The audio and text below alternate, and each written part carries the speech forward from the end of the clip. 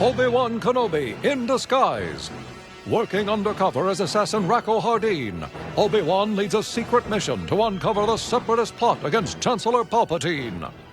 Using cunning and courage, he gains the trust of bounty hunter Cad Bane and criminal mastermind Moralo Eval, earning him entrance to the stronghold of Separatist leader Count Dooku.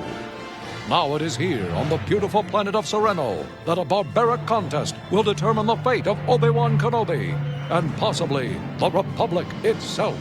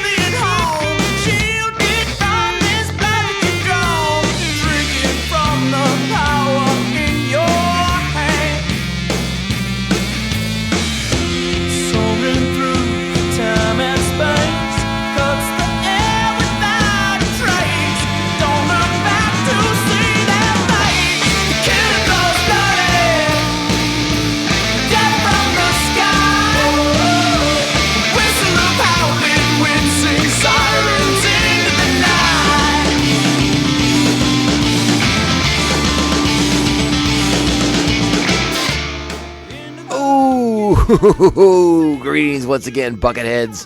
Mayvar Chigar. Welcome to the 149th geometrically appeasing episode of Mandovision. Nargai Tom, and thank you so much for hanging out with us at this small, independent Star Wars podcast. We are so glad you're here. New listeners, old listeners, welcome aboard, welcome back. If you're a new listener, I hope you listened to at least the previous two episodes, because we're right in the middle of this plot to kidnap the Chancellor, and we cannot wait to talk about it with you some more.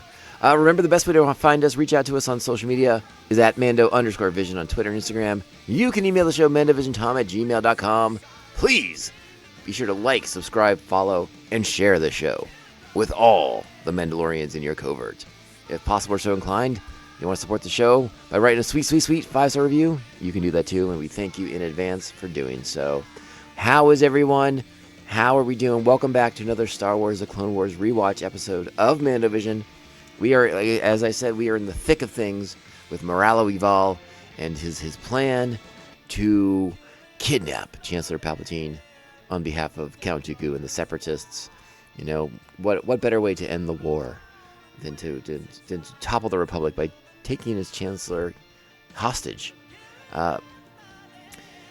There's a bit of a tonal shift in this episode of the series, as you know, in the first two parts, it's very much portrayed that Moralo Eval is, you know, the mastermind, you know, a criminal genius, a man of high intellect. But that doesn't seem to be necessarily the case. You notice it right from the get-go, as they arrive in Sereno, which, by the way, we'll talk about that in a moment, too. But the way Bane and Hardeen, a.k.a. Obi-Wan Kenobi in disguise, interact with Eval is changed. It's altered. Something's occurred since we last caught up with them in the time that they escaped Anakin and Ahsoka to where they are now. And they seem to not have any zero tolerance for Eval, it seems.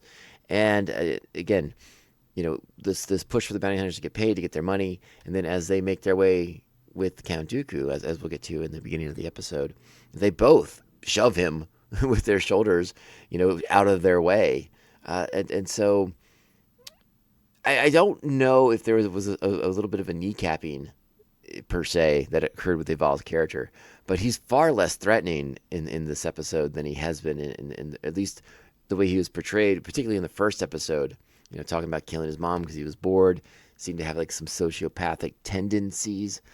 He's very neutered in this, and he's a little bit of a groveler to Count Dooku, which is not quite the dynamic we were expecting to get when Moralo Eval is presented to us in the first episode. And even in the second one, he seems to still be a bit more of a presence than he is in this one, where he's very, very reduced. So we'll talk about that as we go on. Also, this episode, we get to go to Count Dooku's homeworld. We get to go to Sereno, a planet that we have not seen a lot of in the past. But if you are a fan, if you've taken if you maybe already did it, or maybe you took my advice and you checked out Kevin Scott's The Lost Jedi book or audio drama, depending on which way you wanted to go, and all about Count Dooku's time with the Jedi and some of the things that shaped him and his decision to leave the Order and to go back to become the Count of Sereno. And it's nice to see the planet in this fashion. I had actually forgotten that this episode begins, and it's mainly set on the planet itself. So a very, very pretty world. So we get to see little glimpses of it here and there in this episode, which is really, really, really nice. But the crux of this episode is all about the box, the titular box itself, kind of like the Cube movies, if you remember those, where each room is another sort of death-oriented puzzle you must have to solve or be dead. And it's so it reminds me of that in that sense. But it's very, very interesting to see these bounty hunters in this sort of it's almost like it's like a bounty hunter game show, right? They're sort of auditioning to be part of the job to kidnap Chancellor Palpatine. So they're auditioning basically, and you kind of have to survive the different elements of the puzzles. And we meet a lot of new bounty hunters, some more memorable than others, some very, very short-lived. And we're going to go through all of them and give them a little bit of due. But let's go ahead and get our episode particulars out of the way first. This is Star Wars The Clone Wars, Season 4, Episode 17, The Box. Original air date, February 3rd, 2012. Our plot this week, Count Dooku challenges 11 bounty hunters to survive several deadly levels devised by Moralo Eval. The winners will participate in the plot to kidnap Chancellor Palpatine on Naboo. This has got Brian O'Connell directing it. Once again, written by Brett Friedman, who's written the previous two parts of this as well. We have our principal voice cast, a lot of familiar faces in this one. We have, let me go here, and Corey Burton as Cad Bane and Count Dooku, James Arnold Taylor as Rakko Hardeen, Stephen Stanton is Moralo Eval, Matthew Wood is Daron, I think I said that correctly, Daron and one of the Magna Guards, Tom Kane is our narrator and Yoda, Dave Filoni returns to voice Embo, Matt Lanter is Anakin Skywalker, Ashley Eckstein is Keira Swann in this episode. So no Ahsoka, and Anakin's only in this briefly as well, but Ahsoka gets to voice Keira Swann, a little bit of something new for her in that. And we, like I said, we are going to give due to all the bounty hunters that we meet in this episode, even the ones who we don't spend a ton of time with. Our Jedi Fortune cookie this week, the strong survive, the noble overcome. And that's a lot of what this episode is about. Again, we're in this cube, the box, and Obi-Wan's going around and he's helping these other bounty hunters survive these death traps that are in each of the levels. He knows that if he survives, he moves on and advances to the plot to be a part of the plot here that he's been trying to foil the entire time. This, just surviving the box gets him into this, but he spends a lot of time making sure his fellow combatants also survive. So again, we see the nobility of Obi-Wan's character. He's had to let a lot of characters, a lot of people die over the course of this arc to embed himself with Eval and Cad Bane. But now he's in a position to directly shape the outcome of the tournament and who will go on to be in the caper. And I don't question the nobility of Obi-Wan's character at all. He's going to try and help these people. He's going to show his teamwork skills, which is very underrated and very much the antithesis of what the box is, which is a survival of the fittest sort of thing, each person on their own. But Obi-Wan quickly comes to the conclusion that they have to work together to get out of this. Now, granted, Obi-Wan does a lot of the work himself, but it sort of inspires the others to take more of an active role in engaging with each other as well. So it's really interesting to see how that shakes out. We get a lot of information about Hardeen in this episode too, which we hadn't really had previously, and we'll talk about that. I do want to mention the bounty hunters that we spent some time with in this episode, and we'll start with what started off as a duo, a brother, an Ithorian brother team of bounty hunters, Anka and Buldaga. Well, Buldaga doesn't stay with us very long because Cad Bane decides he likes his hat. So Cad Bane kills Buldaga, which leaves Anka all alone. His little tandem, now just himself. And it doesn't go... Listen, a lot of these bounty hunters don't make it off Cyrano, and Anka is one of them. Spoiler alert. But again, seeing to see two Ithorians is kind of fun. At least I think so. I'm a fan of the Ithorians. What are you going to do? And again, Cad Bane killing one of them for a hat, and that's pretty amusing stuff right there. We also get to meet Sinrich, who is a Snivian. Apparently, his claim to fame is a holographic disguise matrix, and I sort of wonder if it's the disguise matrix that we see later in the fourth installment of this episode. But sad for Sinrich, the Snivian, he does not make it out of the box in One Piece either. So bad news for him.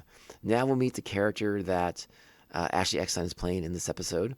We already said her name. This is Keira Swann. And Keira Swann is a female Weequay, which we don't see a ton of too often. You know, maybe in Hondo's gang, you see them every now and then. But we get to spend a little bit of time with one here. And that's a nice thing. Again, does not make it off of Cyrano. Sorry to say. The box is hard. It's not it's a cruel box. And Keira Swann, like the others we've named already, does not make it out. Another non-survivor of the box in this episode is Mantu. And Mantu is a cell cat. This is a species that I believe we first got connected with in the old BioWare Knights of the Old Republic video game that we had on Xbox, and now you can get it on your phone as a game app, and there's different mods for it that you can check out. But I believe that was the first time we got to hang out with some cell cats. I've always liked the visual appeal of the cell cats, but unfortunately Mantu is not long for this world, as the box claims him as well. So yeah, bummer for him. Another guy who doesn't make it out of here. And, you know, I sort of feel like they are the red shirts of the Star Wars universe. I feel like whenever you see a Rodian, especially a Rodian bounty hunter, that guy is not going to make it. He is not long for this world. And that is, Jakoli is much the same way. Not going to last very long. But he's the Rodian bounty hunter that we meet in this episode. He has a reputation. Maybe we'll play the clip for it later on, but apparently he's known for killing his targets. Doesn't want to bring them in alive. And that's sort of his reputation as the Rodian bounty hunter. But again, does not make it out of the box here on Cyrano. We also get to meet Sixtat.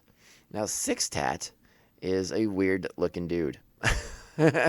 He's got the nickname of the Outlands Butcher, which makes him sound scary. He is a Sakayan. I believe I'm saying that correctly. Sakian from the planet Sakai. Saki, maybe? One of those two. Also dies in the box. Does not make it out of the box.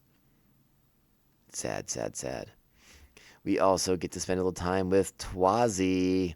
Twazi is a Frank female bounty hunter from the planet of Garobi. And I think we've seen some Franks before, but I couldn't specifically mention when. Though this is the only time we will spend any time with Twazi. She does make it out of the box. We will see her more next episode. And we also get to hang out with Daron, who is a Parwa. And Hardeen has a great line about Parwa later in the episode. Daron is very important to one of the challenges later in the episode. And why we're interested in Daron is because he's based off of a Ron Cobb design that went unused in Star Wars Episode 4, A New Hope, for a Cantina alien. But they bring him to life here. And again, an interesting species. I like the way they kind of communicate, and we get to learn a little bit about them in a challenge in the box that is very specific to him. Then we get to meet one of our favorites, a returning character. We've seen him before. We've spent time with him before. I am, of course, talking about Embo. I love Embo, the Kyuzo bounty hunter. He's from the planet Fatrong. You know him. You've seen him in the other episodes. He has this giant metal round hat, the great breathing apparatus to give him a very distinct look. And he's just super, super tall and super, super awesome looking. He has a great design about him. We are big fans of Embo. And Embo even has a part in those Chuck Wendig novels, the Empire Ends books, where he gets to be funded by the Republic at the end of those books after the Battle of Jakku. So we know that Embo survives a lot of things. He's a great character. I'm a big fan of him. Was delighted to see him in this. So he is one of the characters we get to spend some time with as well. Now, again, I mentioned before, a lot of information that we're going through before we even get into the episode, so I kind of apologize about that. Normally the preamble to the show is not this long. But we do get to find out some more stuff about Rakko Hardeen finally, and I've been kind of waiting for this because, when we were first introduced to Hardeen, it was as the guy who kills Obi-Wan Kenobi. But now we find out, hey, this guy's got a sweet nickname. He's the marksman of Concord Dawn. And Concord Dawn, you say? That's right. That means Rakko Hardeen is from the Mandalore sector. He's from a planet that, when we catch up with Concord Dawn in Rebels, it's under the protection of Fen Rao. So a very interesting connection. We know that Obi-Wan has a history in Mandalore with his time protecting the Duchess Satine, and now he's impersonating a Mandalorian in that aspect too. And then another element that I wanted to bring up too, he has that new costume, the helmet that's based on the old OG, one of the old OG designs that turned into Boba Fett's, Mandalorian costume, his Mandalorian armor. And this is not the last time we'll see Obi-Wan use that disguise. So keep that in mind for an episode. I think it's in season 5, and we'll get to catch back up with this look that we are getting to see Obi-Wan with as Rakko Hardeen. But yeah, it was very, very interested in that connection for Obi-Wan to play a character from Concord Dawn, a planet known for its Mandalorian warriors. So that was very, very interesting to me, and I'm glad we finally got that piece of Rakko Hardeen's information out there for all you fine folks, because I've been wanting to talk about it. All right, I think that's everything I have before we get into the episode itself. Now we are ready to dive in to the box. And you know what that means. It's time. Strap on your buckets. Let's go. I apologize for my delay. Your careless delay could have ruined my plan, Eval. I see Cad Bane is with you. Who is the other one? This is Rakko Hardeen. When Bane's escape plan failed, we only succeeded thanks to Hardeen. I thought he might be useful for the tournament. Enough small talk. I want my money. That makes 2 of us. You shall have it, and perhaps much more. Both of you, if you would like to enter our friendly little contest. I'm in, if he's in. You already owe me for one job, Dooku. Anything else would cost you triple. I assure you that if you survive the challenge, the reward will be well worth it. And that was the shoving that you heard right there. Bane and Hardeen. No respect for Eval anymore. They're done with him. Now that they're in the presence of Dooku, the one who I think they recognize as the one really calling the shots here. So yeah, an interesting setting of the stage here, introducing this idea of the tournament, of the challenge, and Dooku, interestingly enough, calling it a friendly little game, because it is anything but, as a lot of people are going to die. So as we get ready to get into the next section of the show, just a quick note that I didn't mean to mention earlier, because this is a pretty action-oriented episode. It's very visually based, so we will probably have less sound clips. So I'll make up for the length of the intro to the show in the back half here, as we probably will not have as many dramatic dialogue clips to play here. It's again a very action-oriented episode, very visually based episode. I'm not just going to play sound effects and dramatic music. So we'll see how this shakes out. But yeah, there may be a lot less clips than we normally like to do. But a very important sequence coming up, so stay tuned. You summoned me, Master? Wrong to deceive you. It was. But much at stake. There is. So I was right. Obi-Wan is still alive. Skywalker, a powerful Jedi, you are. Yet unpredictable and dangerous you can be. To both your friends and enemies. For Obi-Wan, on your patience, everything depends. What if he needs our help? If you leave, help him, you could. But his future, uncertain is. Trust in Obi-Wan. We must. So there you go. Echoes of The Empire Strikes Back right there, much like what Yoda told Luke Skywalker about rushing off to Cloud City to save Han and Leia and Chewie and everybody else. So again, sort of like that duality between these Skywalker characters, right? Yeah, Anakin's hearing the same thing that Luke will later hear in his life, and again, this is Anakin. Not that he doesn't trust Obi-Wan, but he wants to be able to help his friend. He wants to be able to come into the aid of his friend, and to be told that that's not a great idea because you are unpredictable and dangerous. Woof.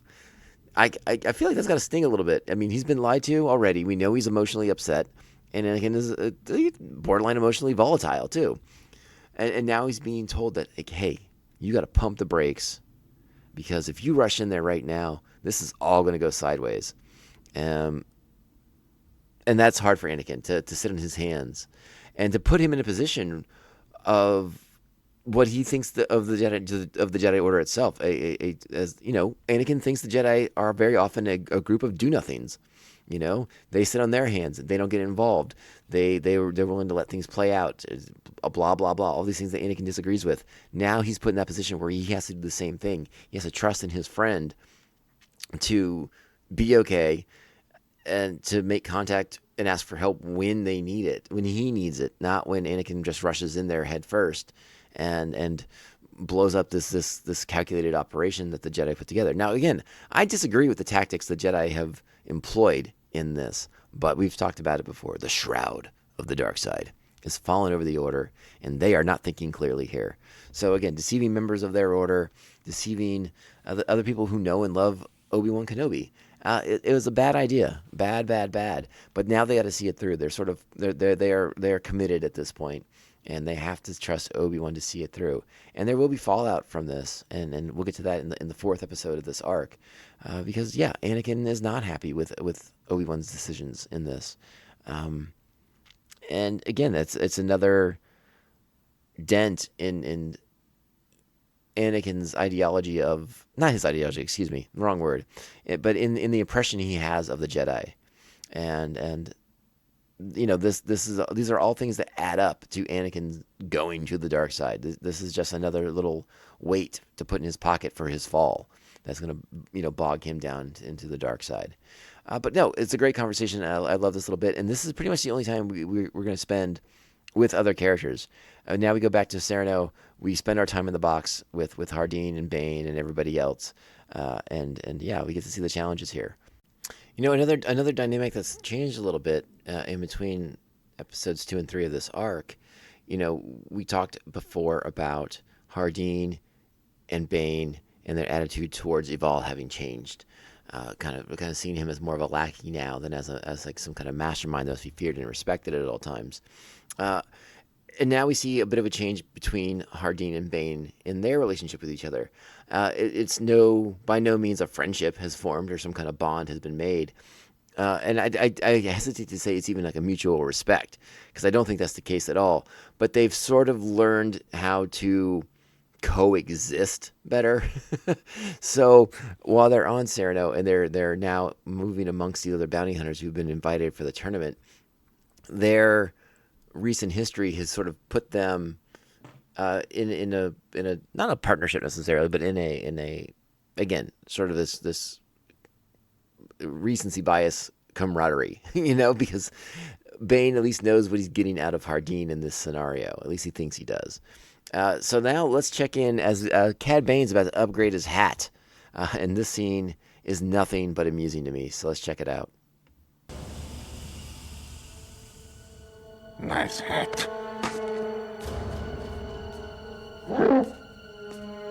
Where did you get it?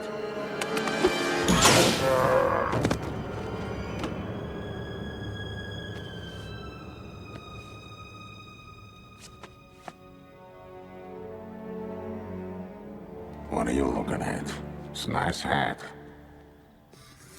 All right, so just a really amusing sequence right there.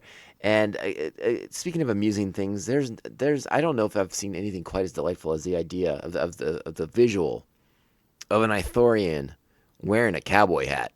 That is something to behold. And he has like these cool they're not like sunglasses, but like these kind of special optic lenses over his eyes and everything.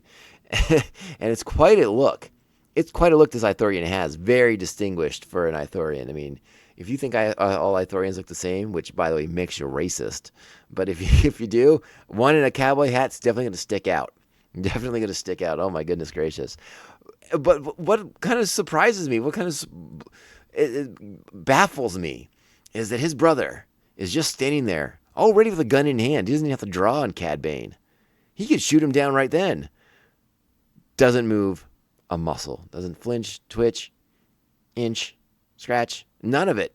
None of it. Just watches his brother get gunned down and then kind of makes like a sad frowny face noise. And that's it. And Cad Bane's just moving on with his life with his new hat, which has got like the way wider brim, which apparently is more his style. It's just, so I guess what I'm asking is Anka just scared of Cad Bane? I think he is. I think he's like, oh, I'm not drawing down on this guy. No way. I may have a gun in my hand already, but I'm still not fast enough to beat Cad Bane. And to be honest, the way Bane operates, I'm actually surprised he didn't shoot Anka as well. So it's just, woo, that's a sequence and a half. But now we're gonna get to Dooku coming out and introducing everybody to everybody, reading off their bona fides, their credentials, if you will, their CVs, their resumes, whatever you have, and sort of establishing the rules of the box. And I think there might be a nugget or two that we can play in here, but I'm going to skip over the introductions because I kind of hopefully I gave you all enough information for who these people are moving forward as we enter the box. So we'll just get to the next section. In a few moments, all 11 of you will enter what we call the box.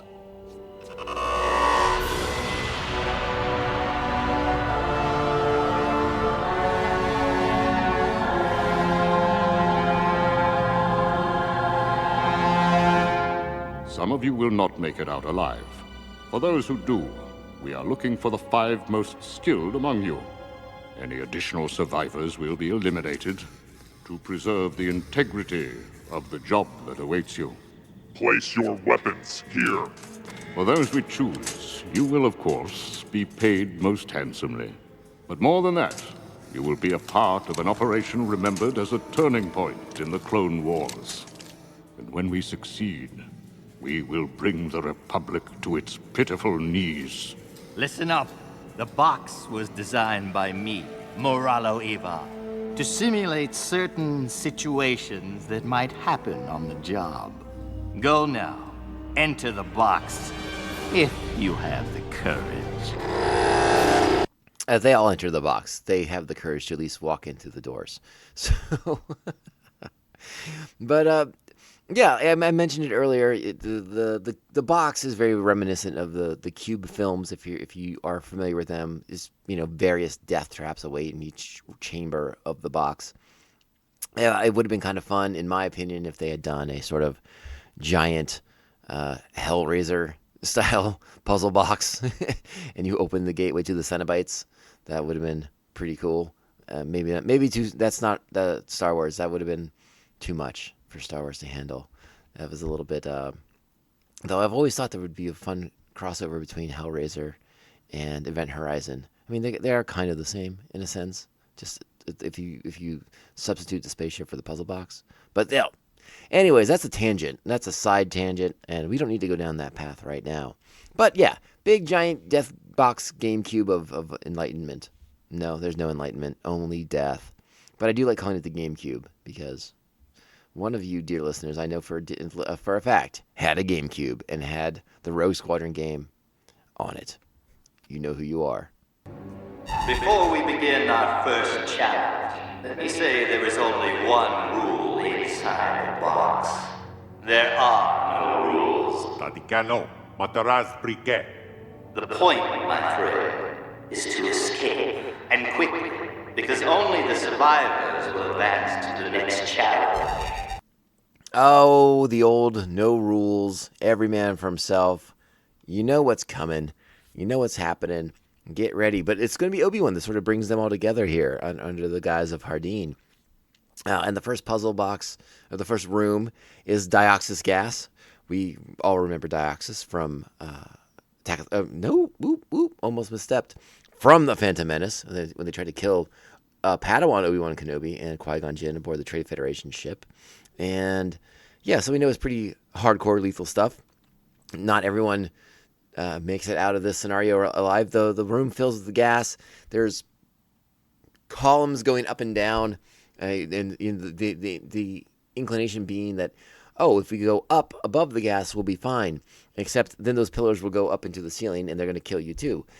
So it's Obi-Wan as Hardeen who figures out that, hey, if we go back down, we will go below the gas, and there's a tunnel that leads us out. And that's essentially what happens. And this is sort of how Hardeen begins to sort of become, I don't know if I want to use the word leader, but they begin to follow him in that regard, because he's figuring these things out, and he's helping each person to survive to go to the next challenge. Again, people are dying in the Dioxis, people are going to die in the next room and the next room after that. But Obi-Wan's trying to minimize that. He is trying to give these people a chance at the very, very least. So we move to the second chamber room. This is the one with the columns that shoot out of the wall with the light daggers on them. This is where Anka gets it. And a lot of people get it, honestly. But this is where Count Dooku begins to notice Hardeen, and he wants some information about him. What does Moralo Eval, who is, again, in his control room, setting all this stuff up, and Dooku's with him, and now he's asking Eval for what he knows about Hardeen. So let's go ahead and check that sequence out. Impressive. I sense something different about that one. Tell me what you know about this Rakko Hardeen. He killed the Jedi Obi-Wan Kenobi, but only with a sniper rifle. Obi-Wan Kenobi. So the way he says that is very suspicious, and it sort of made me wonder if he was aware or beginning to sort of puzzle out that there was more to Rakko Hardeen than he'd been led to believe, right? That there's some sort of plot afoot. But maybe he has that in the back of his mind, but he never really follows up on that notion, on that idea. But he's definitely surprised to hear that name. Maybe not surprised to hear it in that context, but when he hears the name Obi-Wan Kenobi, I think he definitely is suspicious. Would you not agree with me on that? And it will be Hardeen who is, I think, about to figure out the next, this next death trap. These light daggers in the wall. Let's check it out.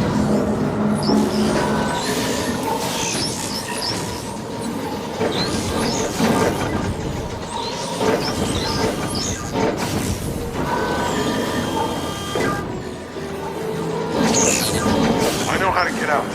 Show me. There's a pattern to the blades. Watch. That one's next. If I can time it right, I can climb up to that exit shaft.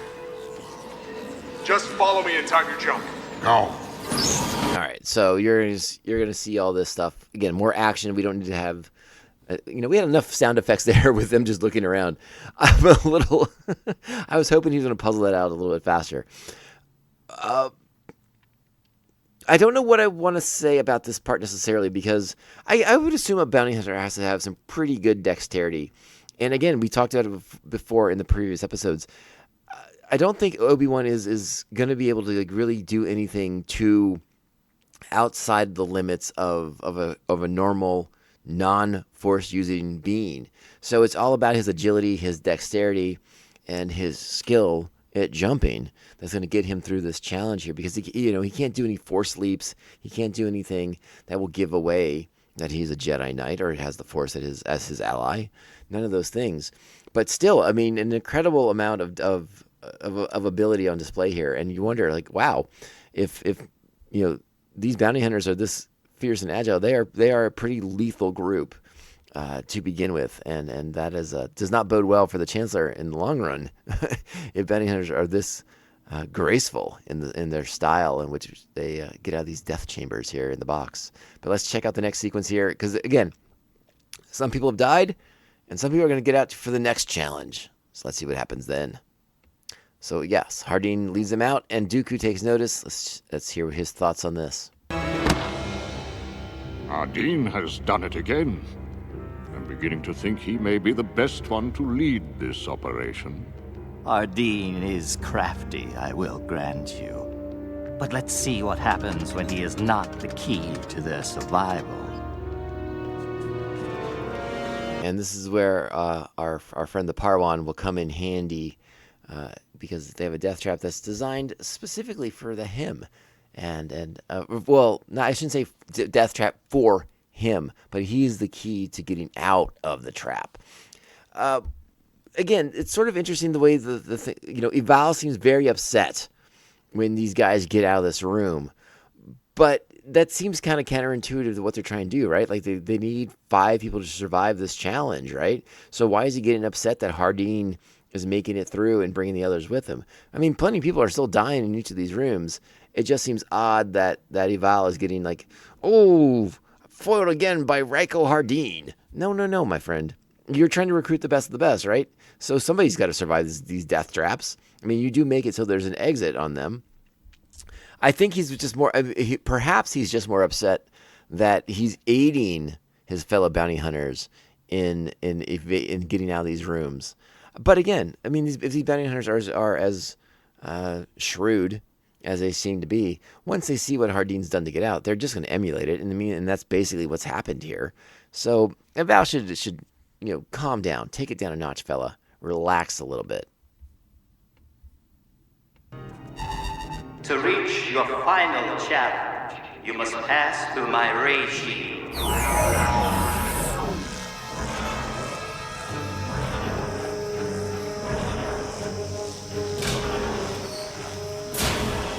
The switch to turn it off is on the other side. The syringe on the platform contains a highly electrolytic serum that will allow you to pass through the shield. However, it is toxic to all but one of you.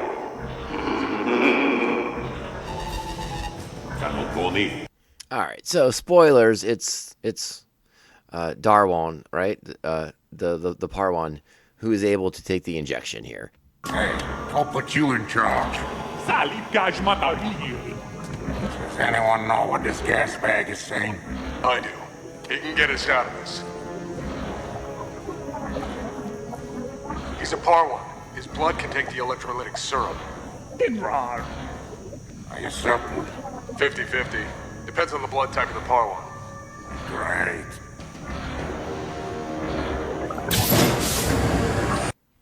And meanwhile, this room, again, it's puzzling out. They're on these platforms that are drastically shrinking down, so people are falling off the platforms, where bounty hunters are dying and falling into these ray shields. It's killing them. Rodian's already dead, and there's more dead ones on the way out here. And I guess my question about this sequence here is, once the Parwan injects himself with the serum to go through the ray shield, it's a very slow process with which he has to go through the ray shielding. So it takes him still a considerable amount of time. And, I sort of wonder how intentional it was on his part to do it maybe slowly so that the competition was falling to their deaths. Again, these other bounty hunters, not the noble ones that Obi-Wan Kenobi is. And so they're in this position where they're waiting for the Parwan to do what he's supposed to do here. But maybe he's doing it a little slower than he could. to sort of thin the herd so that he will make it into the next challenge himself, and possibly to the final stage and be part of this plot against the Chancellor. Oh, just a quick little sequence here as they move from the ratio chamber to the next one here, as because Hardeen gets asked a question and he has an amusing answer. His blood. How did you know about it? I used to kill Parwans for a living. That just amuses me. All right, Dooku's getting fired up. He's pushing Eval's buttons. Let's check this out. Your box does not appear to be as much of a challenge as I'd thought. Perhaps I should put Hardeen in charge of the mission. But this was my plan. You promised me the lead role. You have one last test to change my mind. Do not fear, Count Dooku. I will show you who is weak. So yeah, Eval in a much different position than I think we all anticipated after meeting him in the first episode of this arc when he's in the Coruscant Central Prison there. And again, this notion that, again, it's his plan, he's the mastermind here. But again, Dooku's calling the shots, and he's willing to take it all away based off of, because he wants to make sure this plan succeeds. So he must have doubts about Eval from the beginning here. And he's going to put Eval in a position where he's going to have to assert and earn this position amongst the crew here. And, yeah, I don't know. It's interesting the way it shakes out. Let's see. Let's get to the next challenge. This is the shooting challenge. And, yeah, more people die. So Six Tack goes first, makes his first 2 targets that are moving across the wall, misses the third, falls to his death. And then the platform shrinks down again. Now Rakko Hardeen will go, a.k.a. Obi-Wan Kenobi. And again, interesting to see Obi-Wan Kenobi with a sniper rifle in his hands, the weapon that was used to, quote-unquote, kill him. And again, we know what Obi-Wan thinks of firearms, right? Of blasters and rifles and things like that. They're so uncivilized. We all know. But he seems to be quite good at them. he's very good with the sniper rifle, does exceedingly well with it. And Eval is not stoked on that. Let's check it out as he begins to lose his marbles at Hardeen. Now, at the same time, after he's gotten these 3 targets, the rest of the bounty hunters that are still surviving are on this back platform, and it begins to raise itself up, separating them from Hardeen. This is not the first time you've saved everybody's skin, Hardeen. 5 more hits. Let's see how good you really are.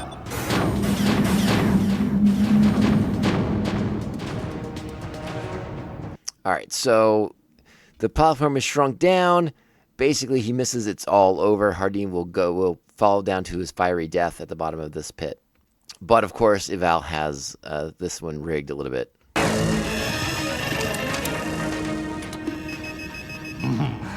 Oh, what a shame. Out of charges. It's also important as a bounty hunter to be lucky, and your luck just ran out.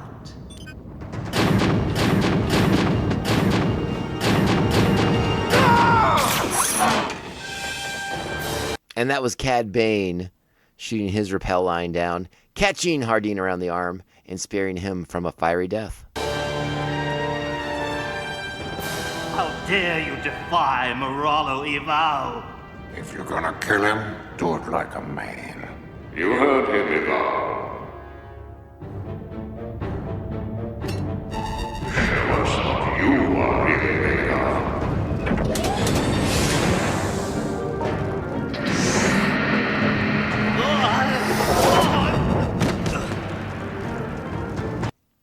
And now we get Eval versus Hardeen.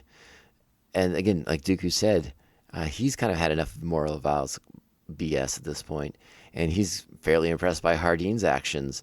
But when Kenobi has the tables turned, when he has Eval down for the count and can put him out of his misery, again, Kenobi does Kenobi, and he spares his life. But Count Dooku, not a fan of mercy. By the way, it's a really great action sequence here. There's a lot of good stuff. Moralo Eval still has plenty of tricks up his sleeves, trying to deploy mini probe droids at him. It's a great sequence. again, Obi-Wan gets to do a lot of stuff, show off his agility, his dexterity, not using force powers, but he's a really skilled combatant at this point. And again, I like the sequence quite a bit. But here's where he will choose to not kill Moralo Eval, much to the chagrin of Count Dooku. Finish him, Hardeen. Very disappointing. All due respect. I just want to do my job and get my money. It is unfortunate that your leadership skills are so lacking. Nevertheless, congratulations on surviving the box. Tomorrow you will kidnap Chancellor Palpatine at the festival on Naboo. With the leader of the Republic as our hostage, we will demand the release of all separatist prisoners. If our demand is not met, the Chancellor will be executed. Either way, you will help reshape the galaxy. Once you are all aboard the transport, Eval will walk you through his plan. However, the operation on Naboo will be run by Cad Bane. All of you work for him now.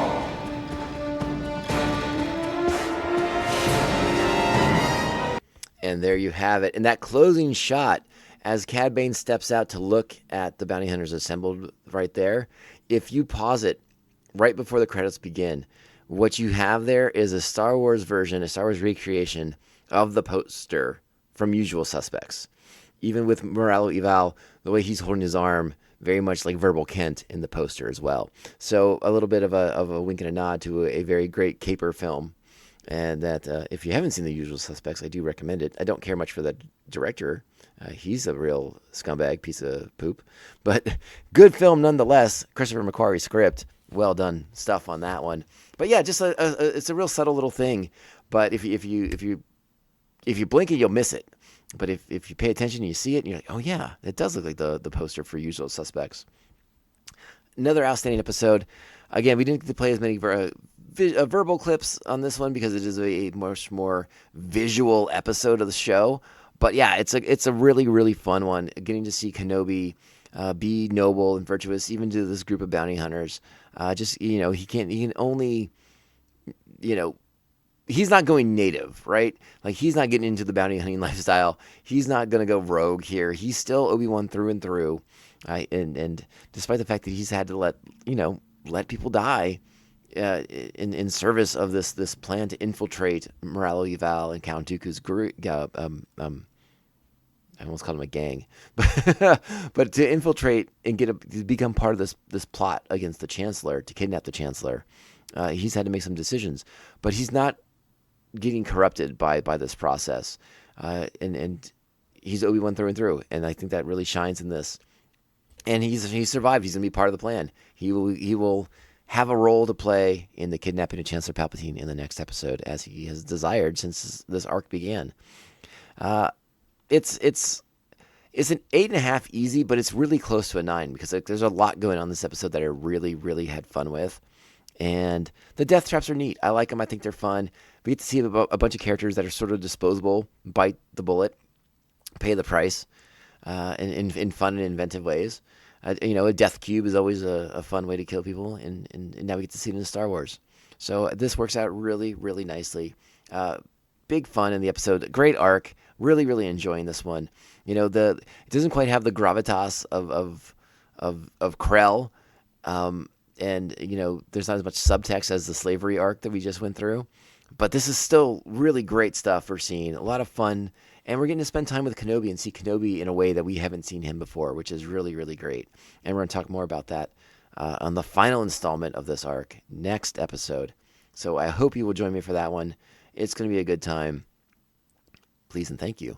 A friendly reminder to please follow us on social media. We are at Mando_Vision on Twitter and Instagram. You can email the show, mandovisiontom@gmail.com. Make sure to like, subscribe, follow, and share the show with all the Mandalorians in your covert. And remember, if you want to support the show with 5-star reviews, those are so helpful, and we thank you in advance for doing so. If you want to support the show with some extra scratch, you can head over to patreon.com/Mandovision, and you can become a Mandovision maniac. You will gain access to bonus content and hang out with sweet, sweet people like the Aspinall Chody, the Batman of Aho, Jeff Nail. Jeff is co-host of The Ring and Ear, a great music podcast, so check them out. Thanks to Evil Circle, the evilest of all circles, the Squid Master General Brian Broussard, the New Jersey Devil Mark Wegemer, our very own Joker and Harley Quinn, Brian and Krista of Pry Brewing, right here in San Diego, the Beer Hop Breeder General, Jesus Beer Hops, the Silent Assassin, he who shall not be named, and Syndicate Ram, co-host of Come On, It's Still Good, a great movie podcast that I recommend. All right, we are definitely in overtime right now. I thank you all so much for sticking around and indulging me for the really long introduction to this episode as we provide some details about the characters we were meeting in this one. And I hope you had as much fun as I did with it. We're going to close out this arc next episode. It's going to be awesome. Can't wait to see you all again. Or, well, I can't wait to join you all again. And remember, this podcast can only end one way. This is the way. This is the way. This is the way. This is the way.